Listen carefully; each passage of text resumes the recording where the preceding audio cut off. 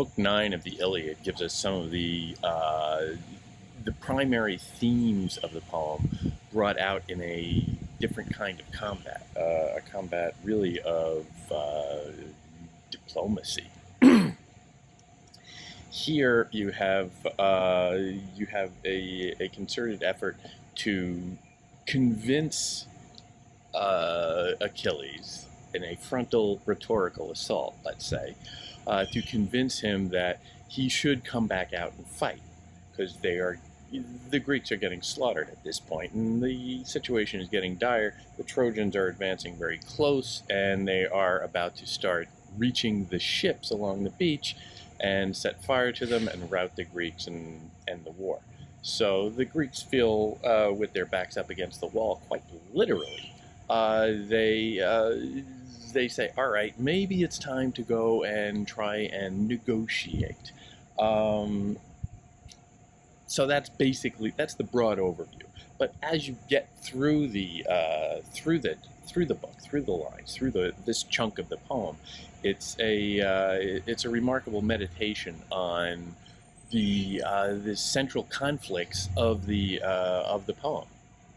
It begins with Agamemnon exhibiting more poor leadership when he just says, all right, what if we quit? How about I go home? And we'll all just throw in the towel. It's all over. Agamemnon. Nestor, one of his chief counselors, one of the older figures, who's not necessarily a fighter, but he's there for his wisdom, supposedly, his guidance. He has been around for quite some time. He is generally portrayed as kind of an older man, above fighting age, let's say. But he has come along and he is there to counsel Agamemnon. And he comes and he says, no, let's not get hasty. And then he goes into this long speech of his own. Nestor, personally, I find him to be a relatively comic figure. Other critics will disagree on this. He's very long-winded, and his ideas, or what he says, always boil down to just honestly talk. And yet he is an essential character in this, because he's the one who comes along. Agamemnon is about to make a rash decision, and Nestor comes in and talks him down off that ledge and says, okay, no, let's not just pull up and leave. Let's not run. We've got more than 9 years invested in this war. Let's not throw in the towel. Let's see what we can do. Why don't we appeal to Achilles' better nature? It's worth a shot. He couches this in terms of, let's go and make it a diplomatic approach. Now remember, this is coming from Nestor. Nestor is not a fighter. He is by nature a counselor, a diplomat of sorts. He is used to talking as his mode of getting what he wants in the world. And so he makes this particular appeal, and he puts it in relatively heroic language for diplomacy instead of militarism. So then, this line on, what is this, like line a little after 100, like 102 or 3. So then I will speak as it seems best to me, nor shall any other man have in mind counsel better than this, such as I have turned in mind, both in the past and still now, turned since that time when you, O descendant from Zeus, went and took the girl Briseis from the shelter of Achilles for all his anger, not at all in accordance with our counsel. For I did indeed strongly dissuade you. But you, yielding to your great-hearted fury, dishonored the best of men, one whom the very gods esteem.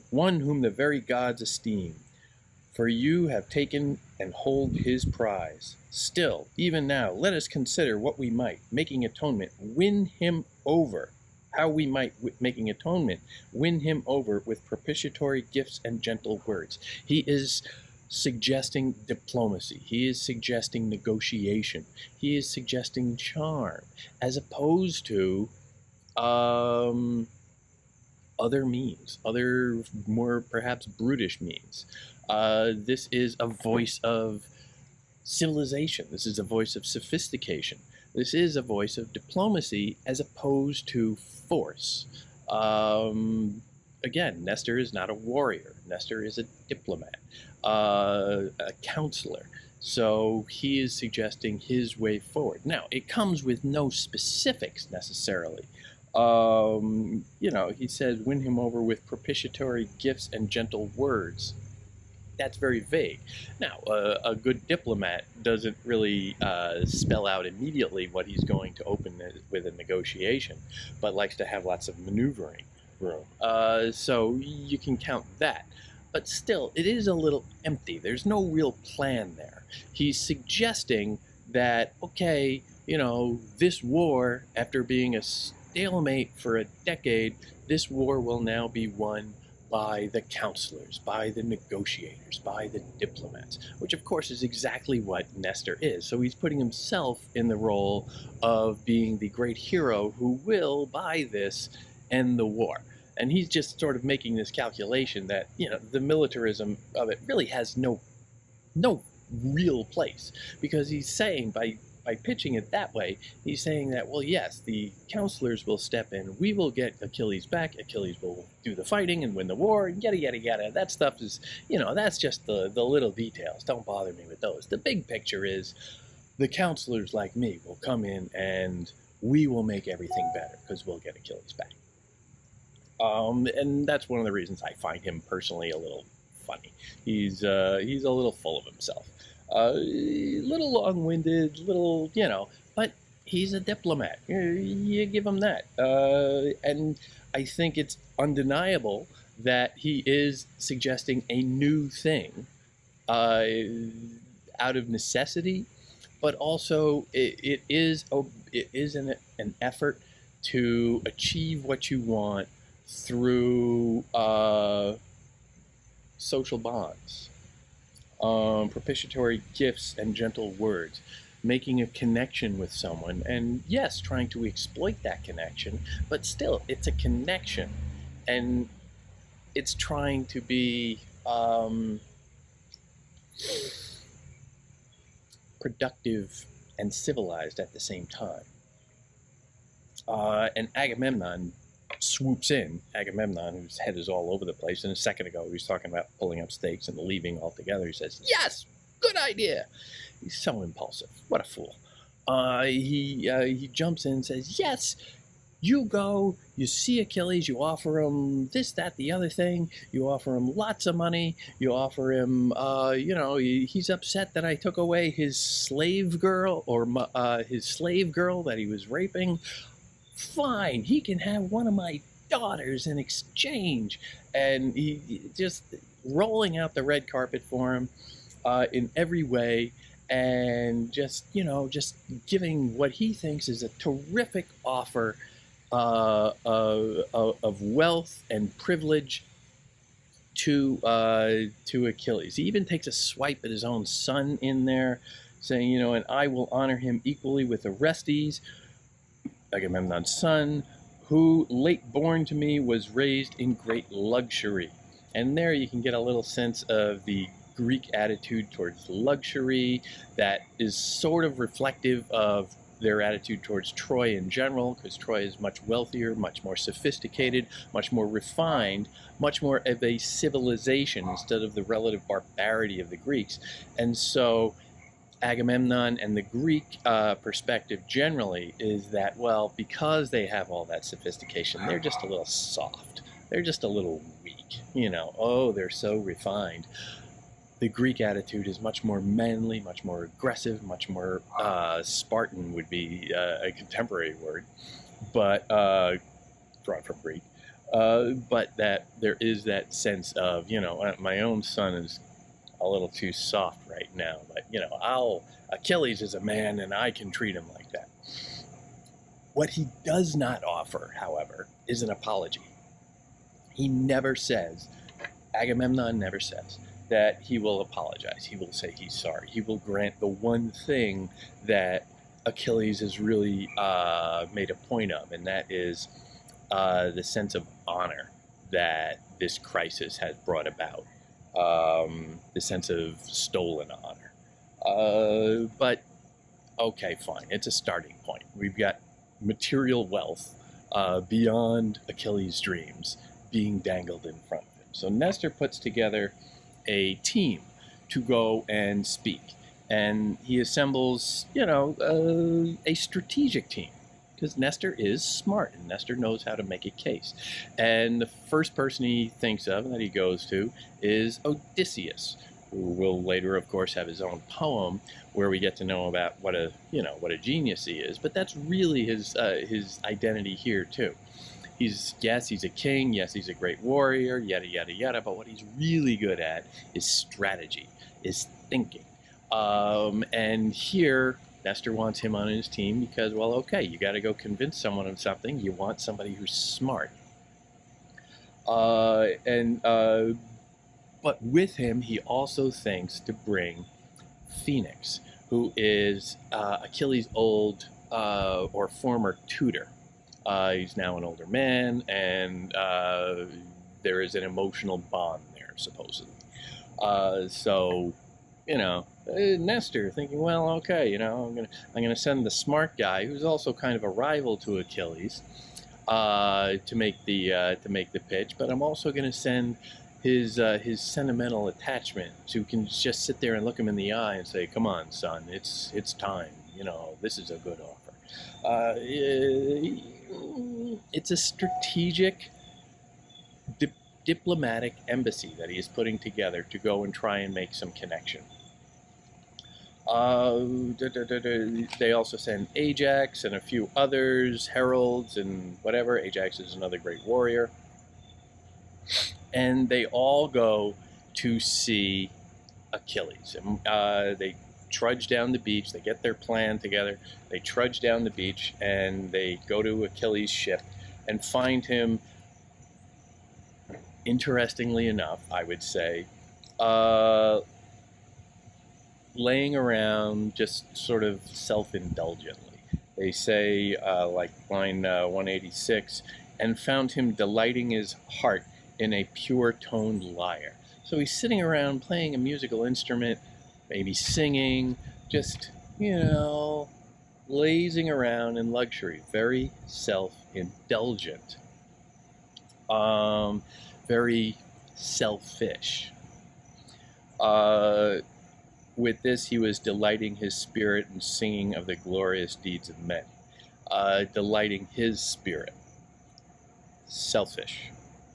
Uninterested in the fact that the Trojans are coming very close and are in the process of just slaughtering all of his fellow Greeks.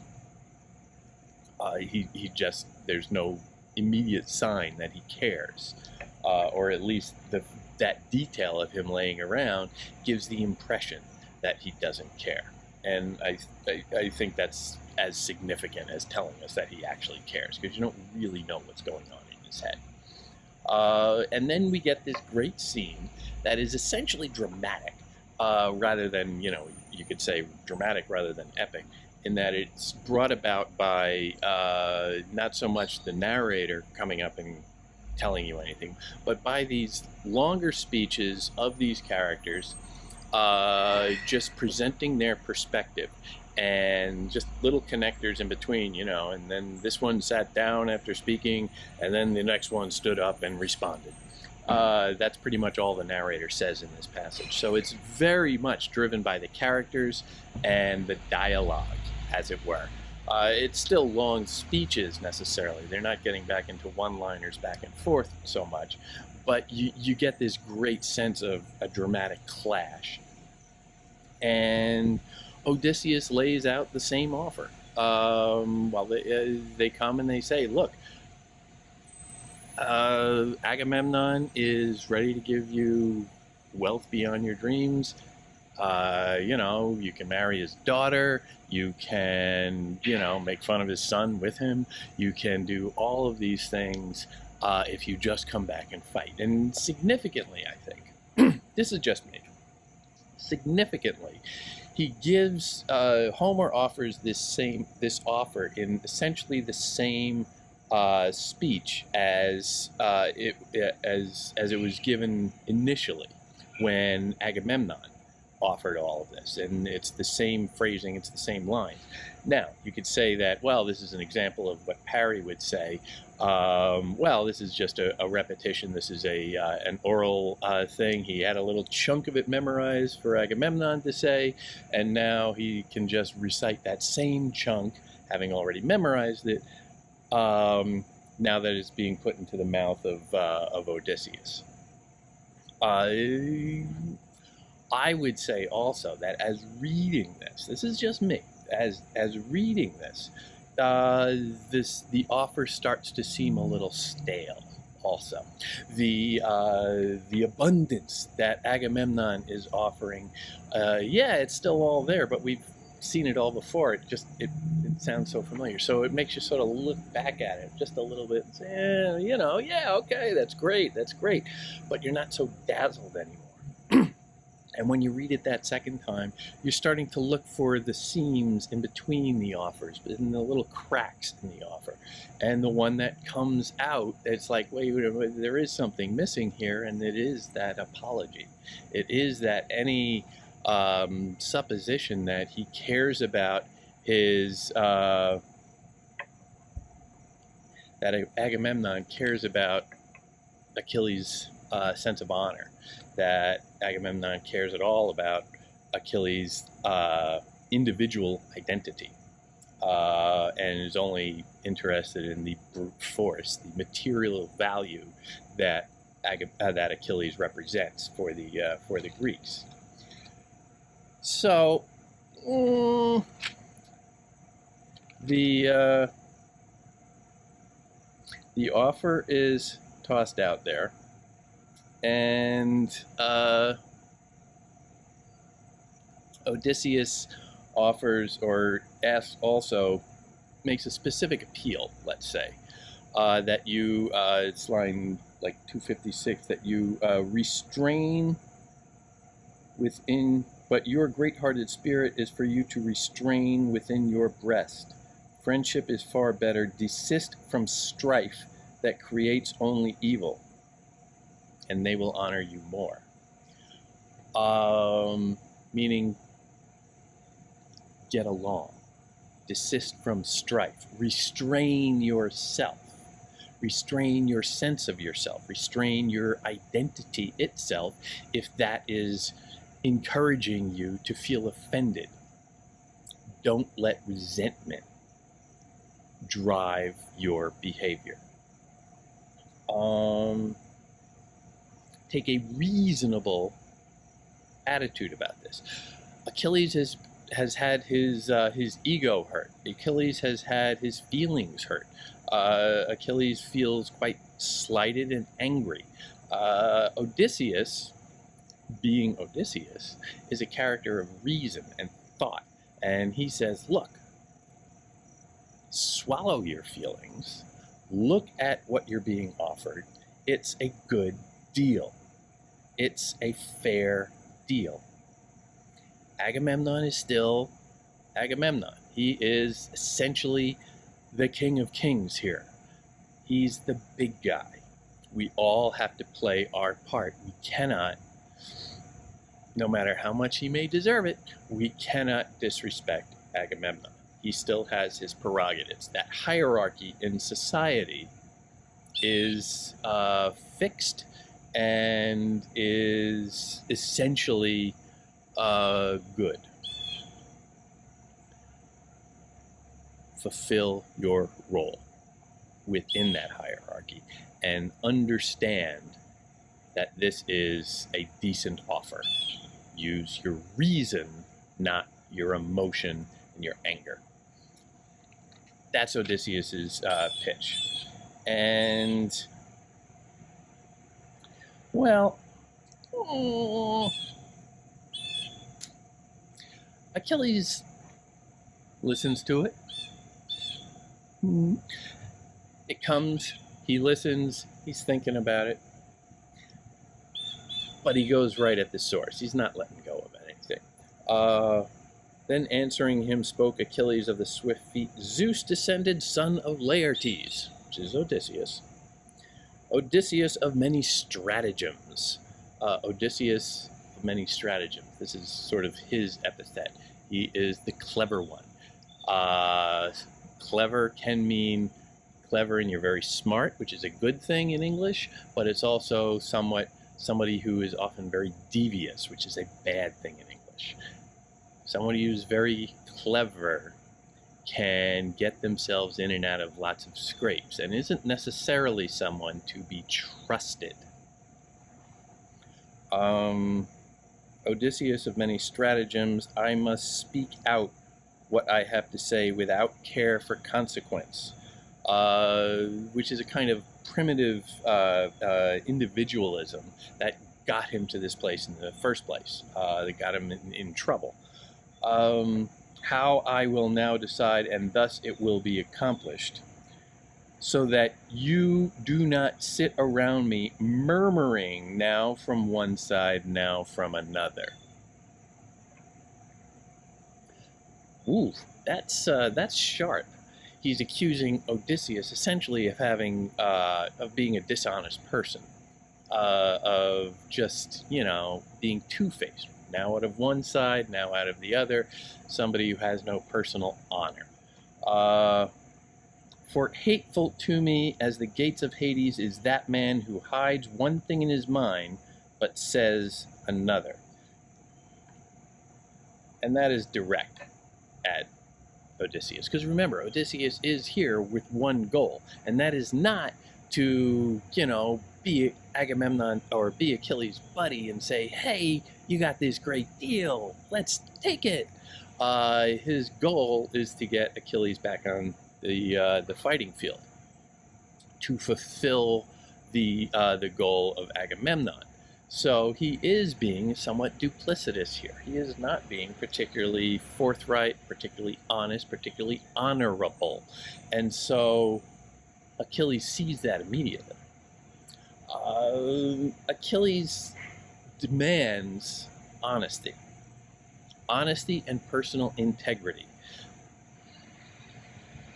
Odysseus's position is that you need to put aside those considerations, swallow your, not only your pride, but your sense of personal honor, and put it into context of a larger social group.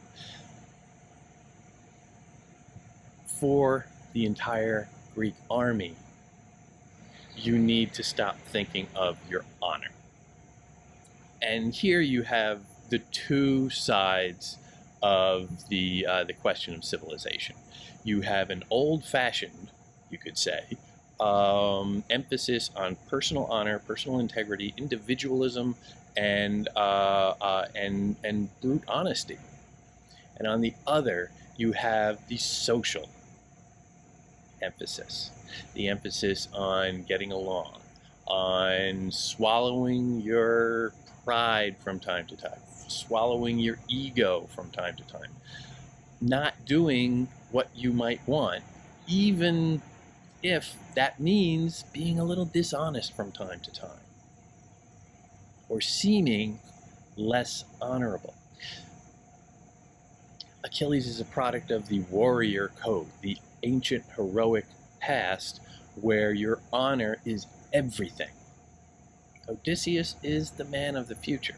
Odysseus is the man of civilization, of reason, of getting along with the groups around you, which sometimes means compromise. And compromise, depending on where you fall along that spectrum, compromise can be a good thing or a bad thing. And these two characters right now see it in those terms. Odysseus is the character of compromise. Achilles is the character of personal honor. And the fact that they can't agree on this is everything. The Achilles just rebuffs him, says, "All right, no." He tells the story about how when he was a child, he was his mother was told that he could have a short life that was full of undying glory, or he could have a long life but die essentially a nobody, which is the warrior's code, or which is the warrior's contract, if you will. As a warrior, you can go and you have a warrior's life, which is one of frequent conflict, danger, adventure, sure, but living in a fairly perilous situation. Those lives tend to be rather short. Or you can be somebody who sits back a little bit more, maybe a farmer. I don't really want to go fight. I just want to build my family and take care of them and tuck my kids in at night and die in bed when I'm an old man.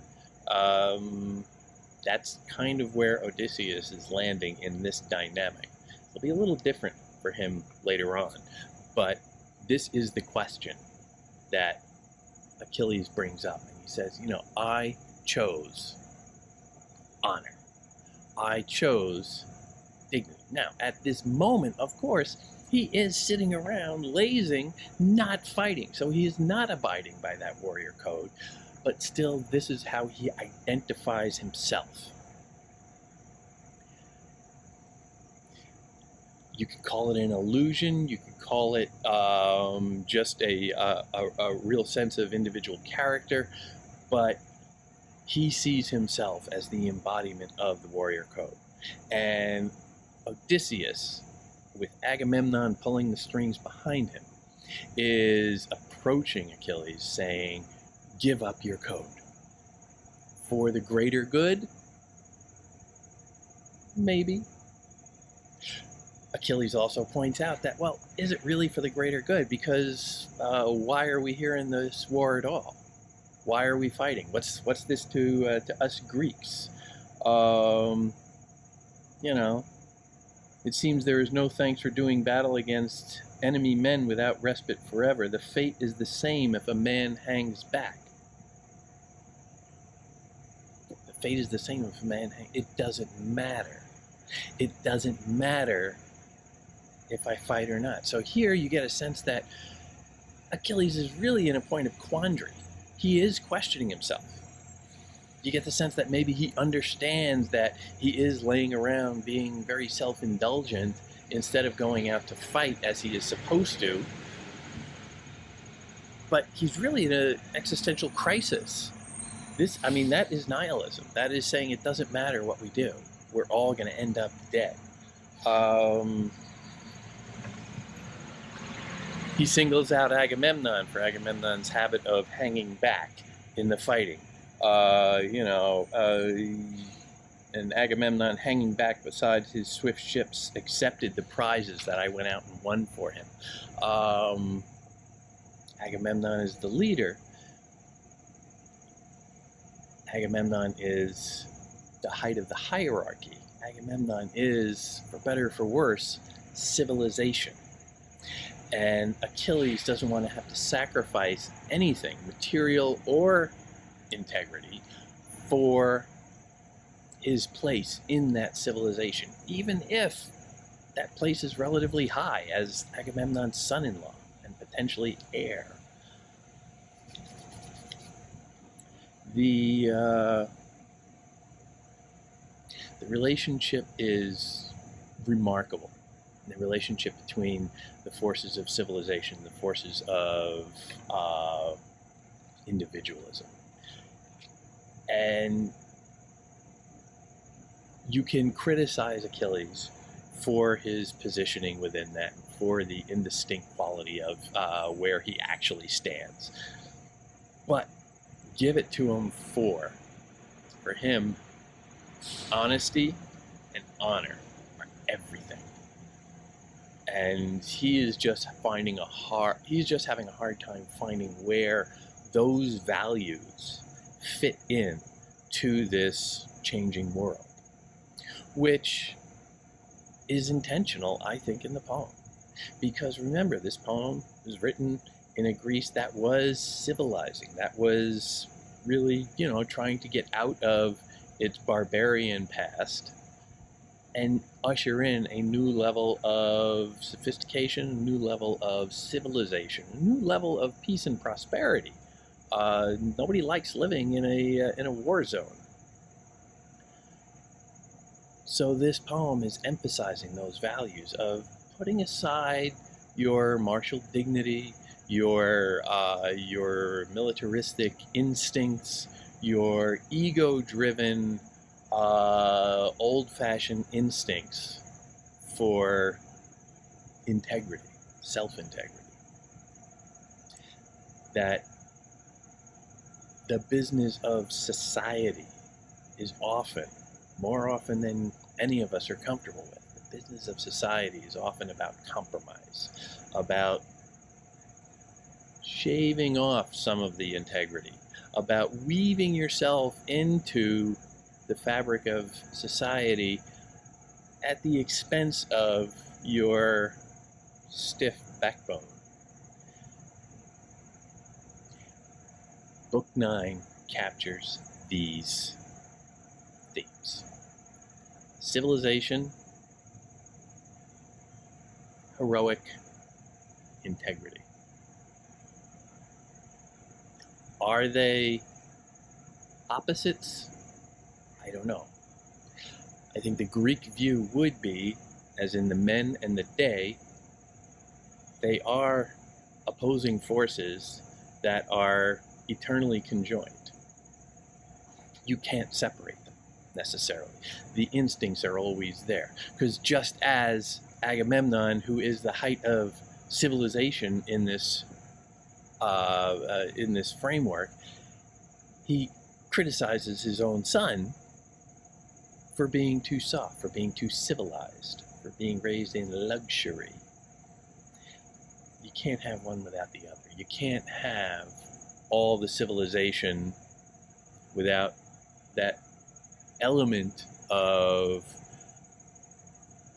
personal integrity, honor, militarism. All of that is one and the same.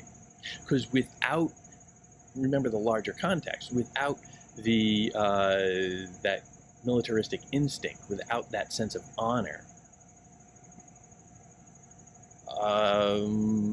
where is this war? Troy is largely on the defensive. The gods have pretty much predetermined, or the fates above the gods have predetermined that the Greeks will win the war. And everybody who's listening to this poem 1,000 years later with Homer understands that. It's more than 1,000, I think. But understands that, okay, yeah, the Greeks are going to win. Can you have a civilization that is too civilized? Can you keep a civilization without maintaining some of those characteristics of gritty individualism, of gritty militarism? It's a particularly Greek question. One and the other, all the same. Men, day.